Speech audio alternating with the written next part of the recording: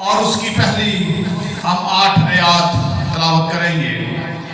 Voice کی کتاب اس کا 11واں باب اور پہلی آیت سے لے کر 8ویں آیت تک ہم خداوند کے زندہ پاک کلام میں سے تلاوت کریں گے۔ وائس کی کتاب 11واں باب اور پہلی آیت میں یوں مرقوم ہے: اپنی روٹی پانی میں ڈال دے، کیونکہ تو بہت دنوں کے بعد اسے پائے گا۔ 7 کو بلکہ 8 کو حصہ دے، کیونکہ تو نہیں جانتا کہ زمین پر کیا بلا آئے گی۔ جب بادل پانی سے بھرے ہوتے ہیں تو زمین پر برس کر خالی ہو جاتے ہیں، اور اگر درخت جنوب کی طرف یا شمال کی طرف گرے تو جہاں درخت گرتا ہے وہیں پڑا رہتا ہے۔ جو ہوا کا رخ دیکھتا رہتا ہے وہ بوتا نہیں، اور جو بادلوں کو دیکھتا ہے وہ کاٹتا نہیں۔ جیسا تو نہیں جانتا کہ ہوا کی راہ کیا ہے، اور حاملہ کے رحم میں ہڈیاں کیوں کر بڑھتی ہیں، ویسے ہی تو خدا کے کاموں کو جو سب کچھ کرتا ہے نہیں جانے گا۔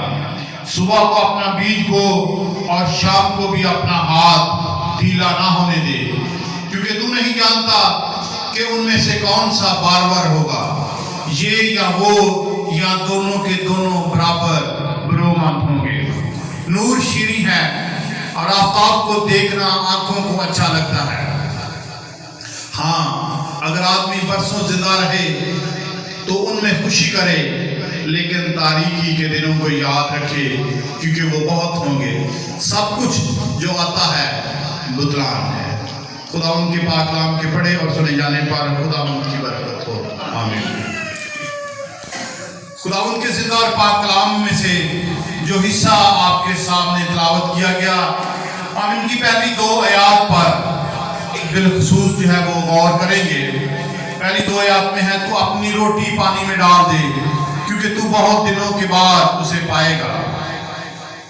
7 کو بلکہ 8 کو حصہ دے، کیونکہ تو نہیں جانتا کہ زمین پر کیا بلا آئے گی۔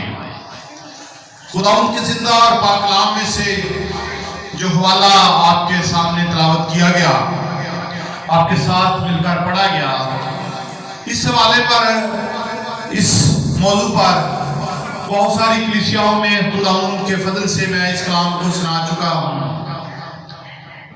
خداوند کے پاک روح نے میری رہنمائی کی کہ آپ کے ساتھ بھی خداوند کے پاک کلام کے اس حوالے کو بانٹا جائے، کیونکہ جب ہم کلیسیائی طور پر دیکھتے ہیں تو ہم 2 باتوں پر ہمارا بہت زیادہ دھیان ہے، زور ہے، فوکس ہے۔ ابھی ہم نے گیت بھی گایا: روح کی بارش برسا چاہتی ہے، خداوند کی شفا آتی ہے۔ اس گیت میں جو زیادہ فوکس ہے وہ شفا پر ہے، اور آج ہم کلیسیائی طور پر دیکھیں تو 2 قسم کی شفا کے پیچھے ہم جو ہے وہ زیادہ ہماری توجہ ہے، ہمارا دھیان ہے۔ وہ شفا جو ہے ایک تو جسمانی شفا ہے، جس کے پیچھے ہم سارے کلیسیائی طور پر بھاگے پھرتے ہیں۔ ہمارا فوکس جو ہے وہ جسمانی شفا ہے، اور اس کے بعد پھر دوسری شفا وہ روحانی شفا ہے۔ روحانی شفا کے لیے بھی ہم تگ و دو کرتے ہیں، اور خداوند خدا میری اور آپ کی دعاؤں کو سنتا ہے، ہماری ضرورت کے مطابق وہ ہمیں شفا دیتا ہے۔ آج جب گیت گایا جا رہا تھا روح کی بارش برسا جاتی ہے، تو اس وقت خداوند خدا نے یہ بات میرے ذہن میں ڈالی کہ آج ہم ایک نئی شفا کی بات کریں گے، وہ ہے مالی شفا، کہ مالی طور پر کلیسیائے پاکستان بیمار ہے۔ ہمیں مالی شفا کی بھی ضرورت ہے، تاکہ میرے اور آپ کے خاندان برکت پائیں، میری اور آپ کی کلیسیا برکت پائیں، اور خداوند کا نام جلال پائے۔ خداوند خدا مجھ سے اور آپ سے اس بات کا تقاضا کرتا ہے کہ ملک پاکستان میں ارشاد اعظم کی تکمیل ہم نے کرنی ہے۔ یہ ملک خدا نے مجھے اور آپ کو دیا ہے۔ اس ملک میں ارشاد اعظم کی تکمیل کرنا، دوسرے لوگوں کو مسیح کے بارے میں بتانا، یہ میری اور آپ کی ذمہ داری ہے۔ اور اس کے لیے خدا مجھ سے اور آپ سے توقع کرتا ہے کہ ہم خدا ان کے نام کو جلال دیں۔ ابھی جب ہم اس آیت پر غور کرتے ہیں، اپنی روٹی پانی میں ڈال دے کیونکہ تو بہت دنوں کے بعد اسے پائے گا، 7 کو بلکہ 8 کو حصہ دے کیونکہ تو نہیں جانتا کہ زمین پر کیا بلا آئے گی۔ خدا کا شکر، خدا ان کے نام کی تعریف کرتا ہوں کہ میں بائبل مقدس کو 10ویں بار ریگولر پڑھ رہا ہوں۔ جب میں 7ویں دفعہ اس کو پڑھ رہا تھا تو اس وقت جب میں نے اس آیت کو پڑھا کہ اب اپنی روٹی پانی میں ڈال دے کیونکہ تو بہت دنوں کے بعد اسے پائے گا، پھر میں یہاں پر رک گیا۔ میں نے خداوند سے دعا کرنا شروع کی کہ خدا مجھ پر اس بھید کو عیاں کر کہ اس آیت کے وسیلے سے تو مجھے کیا سکھانا چاہتا ہے۔ پھر خداوند نے مجھ پر اپنے بھیدوں کو بیان کرنا شروع کیا، اور اس کے بعد پھر خدا نے مجھے اپنے جلال کے لیے اس موضوع پر استعمال کرنا شروع کیا کہ پاکستان میں کلیسیا پاکستان کو اس شفا کی ضرورت ہے، مالی شفا کی ضرورت ہے، ہمارے خاندانوں کو اس کی ضرورت ہے۔ جب میں اس حوالے پر غور کر رہا تھا تو مجھے 2003 کی ایک پیش گوئی یاد آئی۔ 2003 میں خداوند کے فضل سے مجھے پہلی دفعہ انڈونیشیا جانے کا موقع ملا، تو وہاں پر شام کے وقت ایک بہت بڑا سیمینار تھا۔ وہاں پر ہم بیٹھے ہوئے تھے، پاکستان سے ہم 3 لوگ تھے۔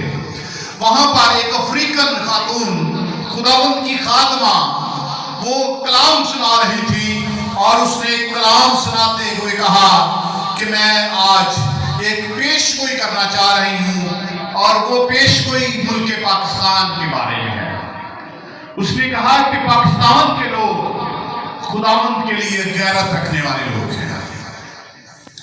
وہ کہتی ہے کہ میں ایمان کی نظر سے دیکھتی ہوں کہ آنے والے دور میں، آنے والے سالوں میں پاکستان دنیا کا سب سے بڑا مشنری ملک بنے گا۔ پاکستان سے لوگ دوسرے ممالک میں جائیں گے، خداوند کے کلام کی منادی کریں گے، لیکن اس نے کہا کہ اس کے لیے ایک شرط ہے۔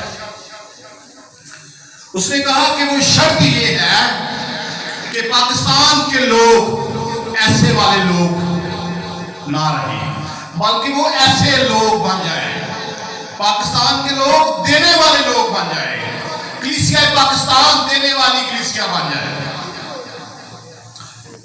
جب ہم اپنی کلیسیا پر غور کرتے ہیں تو ہم اپنے آپ کو اس میں کمزور پاتے ہیں۔ ہمارا رویہ، ہماری سوچ منفی زیادہ ہوتی ہے، اور اس منفی سوچ کا نتیجہ یہ بھی ہے کہ بہت سارے خداوند کے خادمین اس موضوع پر منادی کرتے ہوئے ڈرتے ہیں۔ وہ اس بات سے ڈرتے ہیں کہ اگر وہ لوگوں کو خداوند کی خدمت کے لیے، ہدیہ جات کے لیے، دہشتی کے لیے کلام سنائیں گے تو لوگ یہ سوچیں گے کہ پاسبان اپنے لیے مانگ رہا ہے، اس لیے پاسبان خوفزدہ ہو کر اس کلام کی منادی اتنی دلیری سے نہیں کرتے، وہ کلیسیا کے خوف میں مبتلا ہو جاتے ہیں۔ میرے عزیزو، میں یہ سمجھتا ہوں کہ جو کچھ خداوند کی کلام میں درج ہے وہ نہ میری اختراع ہے، وہ نہ پادری صاحب کا ہے، وہ خداوند کا کلام ہے، اور خداوند کے کلام کو دلیری کے ساتھ سنانے کی ضرورت ہے، کیونکہ خداوند کا کلام باند باند اور گودے گودے پر اثر کرتا ہے۔ خداوند کے کلام میں لکھا ہے اپنی روٹی پانی میں ڈال دے کیونکہ تو بہت دنوں کے بعد اسے پائے گا۔ اس آیت میں ایک حکم ہے اور ایک وعدہ ہے۔ حکم یہ ہے کہ اپنی روٹی پانی میں ڈال دی ہے، اور وعدہ یہ ہے کہ تو بہت دنوں کے بعد اسے پائے گا۔ جب ہم انگریزی کے کچھ تراجم کو دیکھتے ہیں تو انگریزی میں اس کا ایک ترجمہ یہ بیان کرتا ہے کہ اپنا غلہ پانی کے اوپر بکھیر دے۔ اور جب میں اس کی تفسیر پڑھ رہا تھا تو مفکرین اس بات پر متفق ہیں کہ جب مصر میں دریائے نیل کا پانی جو ہے وہ اپنی حدود سے باہر آ جاتا ہے، سیلاب آ جاتا ہے، تو لوگ اس وقت اس پانی پر جو کھڑا رہتا ہے، ان کی زمینوں پہ کھڑا ہوتا ہے، اس پر اپنا غلہ بکھیر دیتے ہیں۔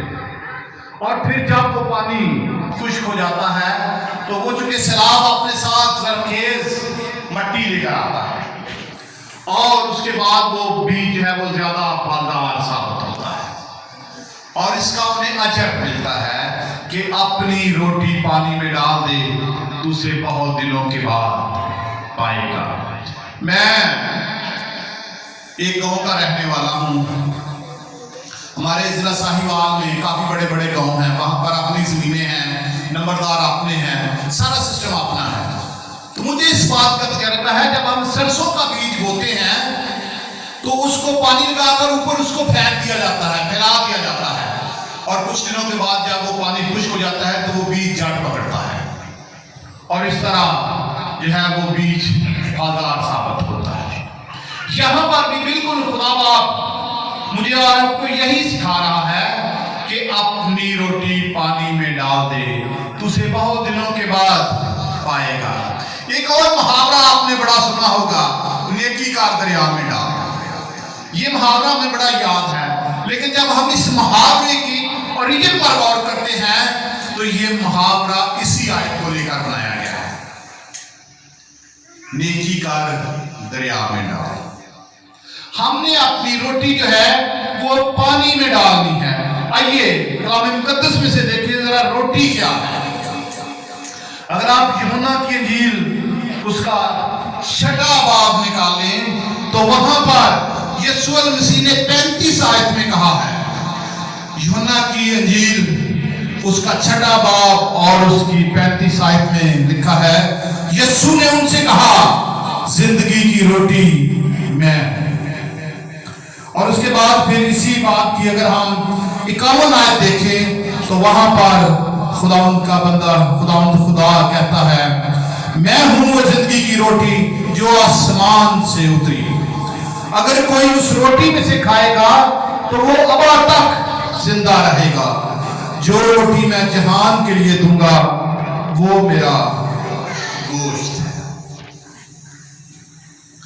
اب خداوند خدا نے مجھ پر جس بھید کو کھولا وہ یہ ہے کہ خدا کہہ رہا ہے کہ زندگی کی روٹی میں ہوں۔ اس نے یسوع کو اپنی روٹی کو اس نے پانی میں ڈال دیا۔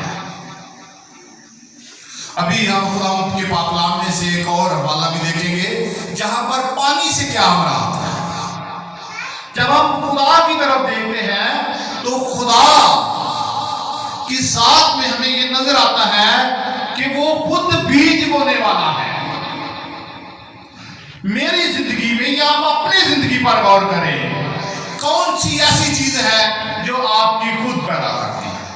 خداوند نے ہمیں آنکھیں دی ہیں، خداوند نے ہمیں کان دیے ہیں، خداوند نے ہمیں زبان دی ہے۔ غرض ہر ایک چیز جو خدا نے مجھے اور آپ کو دی ہے وہ خدا کی دی ہوئی ہے، تو خدا خود دینے والا ہے، خدا بیج بونے والا ہے۔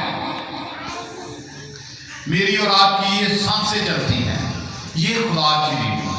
اور ابھی جب ہم نے اس حوالے کو آگے بڑھا تو آگے بڑی خوبصورت باتیں لکھی ہیں کہ ہم نہیں جانتے کہ ہوا کا رخ کہاں سے، ہوا کہاں سے آتی ہے، کہاں کدھر جاتی ہے، ہم نہیں دیکھ پاتے۔ اور پھر لکھا ہے کہ حاملہ کے پیٹ میں جب بچہ پرورش پاتا ہے تو کسی کو کچھ نہیں پتا، खुदावंद के इख्तियार में। खुदावंद बीज बोने वाला है। खुदावंद ने मेरी और आपकी जिंदगी में बीज बोया है।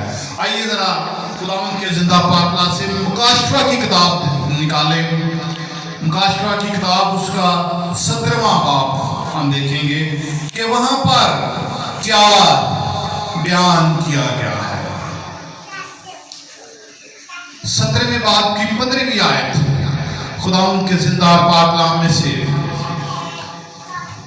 17 बाब उसकी 15वीं आयत में लिखा है, फिर उसने मुझसे कहा कि जो पानी तूने देखे जिन पर कसबी बैठी है वो उम्मतें और ग्रोह और कौमें और अहले ज़बान है। इस आयत में अगर आप गौर करें तो बयान किया जा रहा है कि जो पानी तूने देखे हैं जिन पर कसबी बैठी है वो उम्मतें, ग्रोह, कौमें और अहले ज़बान है। यानी पानी कौन है? हम पानी हैं। उम्मतें, ग्रोह, कौमें, ये पानी है। जब हम इन दो बातों को समझ जाते हैं कि रोटी यीशु मसीह है और पानी हम हैं, तो खुदा ने अपनी रोटी जो है वो पानी में डाल दी है। और अब खुदा इस बात की तवक्को कर रहा है, जिस तरह वाइज की किताब में लिखा है कि अपनी रोटी पानी में डाल दे, तू उसे बहुत दिनों के बाद पाएगा। इसमें उम्मीद है कि हम जब अपनी रोटी पानी में डालेंगे तो हमें उसका अजर मिलेगा। ये यकीन दहानी खुदावंद का कलाम कह रहा है। अब यहां पर टाइम फ्रेम तो नहीं बताया गया, लेकिन ये यकीन दहानी जरूर करा दी गई है कि हमें उसका अजर मिलेगा।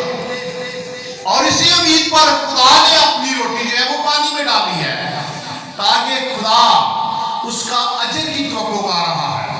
और इसके लिए खुदा मेरी तरफ और आपकी तरफ भी देख रहा है कि कब उसके बेटे बेटियां यीशु मसीह को अपना शख्सी निजात दहिंदा कबूल करते हैं। जब मैं और आप यीशु मसीह को अपना शख्सी निजात दहिंदा कबूल करेंगे तो फिर खुदावंद खुदा को उसका अजर को मिल जाएगा, क्योंकि उसने इसी ईमान के साथ, इसी उम्मीद के साथ अपनी रोटी पानी में डाली है। मेरे अजीजों, आप खुदावंद खुदा मुझसे और आपसे भी इस बात की तवक्को करता है। खुदावंद के कलाम में लिखा है, बस तुम जाकर सब कौमों को शागिर्द बनाओ और उनको बाप और बेटे और रूह कुद्दुस के नाम से बपतिस्मा दो। ये काम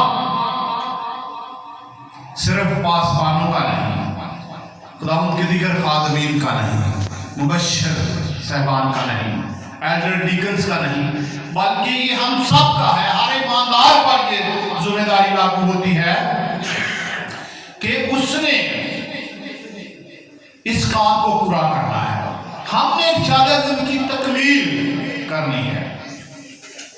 और इसके लिए जिस तरह खुदा बाप ने अपनी रोटी पानी में डाली है, हमें भी अपनी रोटी पानी में डालनी है। जब हम अपनी रोटी पानी में डालेंगे तो फिर इस ईमान के साथ, इस उम्मीद के साथ खुदा बरकत देगा। जिस तरह मैंने पहले बयान किया कि आज हम सीखेंगे कि हमें माली शिफा की जरूरत है। जब हम माली शिफा की बात करते हैं तो फिर हमें बहसीत इंसान ईमानदार और कलीसियाई रुकन होते हुए अपने रवैये पर गौर करने की जरूरत है। जब हम खुदावंद के घर में आते हैं, जब हम खुदावंद के लिए अपनी मुट्ठी खोलते हैं, तो हमारा रवैया कैसा होता है। यीशु मसीह की उस वाक्य पर गौर कीजिए, जब यीशु मसीह ने उस बूढ़ी औरत की दमड़ी को देखकर कहा कि इसने सबसे ज्यादा डाला है।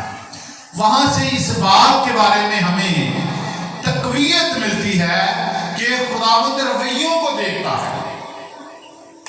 जब हम खुदावंद के लिए अपनी मुट्ठी खोलते हैं तो रवैये जो है, मेरा और आपका रवैया یہ بڑا اہم کردار ادا